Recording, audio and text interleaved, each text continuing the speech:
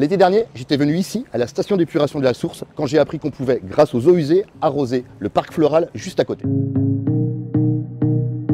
Et là, je viens d'apprendre que grâce à ces mêmes eaux usées, on peut produire de la chaleur qui sera intégrée dans le circuit de chauffage urbain. Je pense que ça mérite plus d'explications. Ici, au sein de la station d'épuration d'Orléans-la-Source, nous épurons 1,6 million de mètres cubes avant de rejeter ces eaux vers la Loire. À 14-15 degrés, l'eau, elle peut paraître froide, mais finalement, elle a suffisamment d'énergie pour être envoyée vers le chauffage urbain.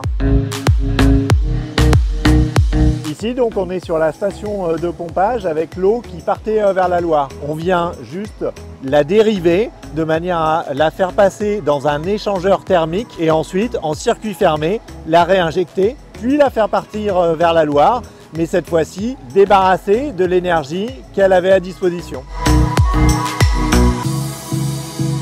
Pour valoriser cette énergie, Orléans Métropole a investi dans une installation innovante, un projet conçu avec le délégataire de chauffage urbain qui consiste à récupérer cette énergie présente dans les eaux usées et à l'envoyer sur le réseau de chauffage urbain. L'opération a consisté à supprimer les installations au gaz et au fioul préexistantes dans les bâtiments de logement collectif et dans les bâtiments de l'université pour les remplacer et faire une véritable transition énergétique de ces bâtiments.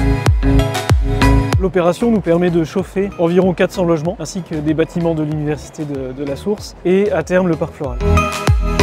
Encore une fois, Orléans Métropole démontre qu'elle est un territoire d'innovation et pilote sur la thématique de la transition énergétique.